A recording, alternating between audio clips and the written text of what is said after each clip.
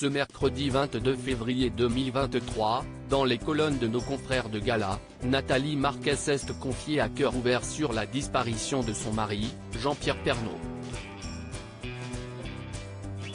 Près d'un an après son décès, l'ancienne Miss ne cesse de remettre en question ses choix. Dans quelques jours, les hommages vont se multiplier à l'attention de Jean-Pierre Pernaut, journaliste emblématique du JT de TF1 pendant près de 30 ans.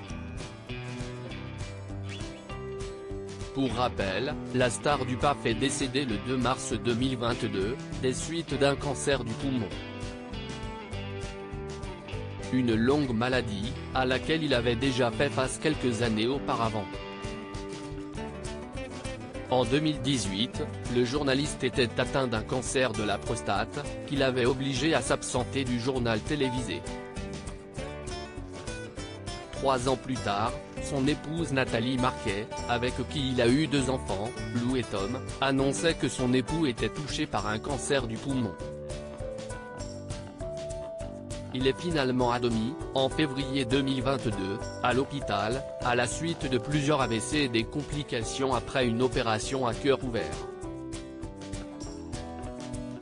Malheureusement, la détérioration de son état de santé général ont conduit les médecins à le placer dans un coma artificiel. Il meurt quelques jours plus tard, à l'âge de 71 ans. Lors d'un entretien pour Gala, publié ce mercredi 22 février 2023, Nathalie Marquez s'est confiée sur son ressenti, près d'un an après la disparition de son tendre époux. « Ma souffrance ne faiblit pas », a confié celle qui n'accepte toujours pas ce deuil. En effet, malgré les mois qui passent, l'ancienne Miss France avoue ressentir un réel manque. Tout le monde dit qu'avec le temps, elle s'atténue, la douleur, note de la rédaction. Pour l'instant, je ne trouve pas. J'ai besoin qu'il me serre dans ses bras, d'entendre sa voix, son rire. Et parfois, la mère de Lou et Tom affirme ressentir une certaine colère liée aux dernières heures du journaliste. Une colère qui ne faiblit pas. Il s'est battu comme un lion contre son cancer du poumon et il est mort d'autre chose, a-t-elle indiqué dans les colonnes de nos confrères. Et selon elle, ce n'est pas normal. En effet, quand il a été hospitalisé, il n'avait plus de traces de cancer, mais des problèmes de coagulation.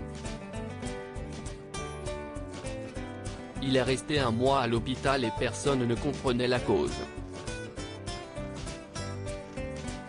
Oui, je suis en colère, a-t-elle déploré. Et si sa colère est loin de lui permettre d'aller de l'avant et de faire son deuil, l'ancienne chroniqueuse de Touche pas à mon poste ne cesse de se questionner sur les dernières heures de son époux, à l'hôpital, et si on avait fait de mauvais choix médicaux ? Parfois, ça me prend aux tripes et je me mets à pleurer, a-t-elle conclu.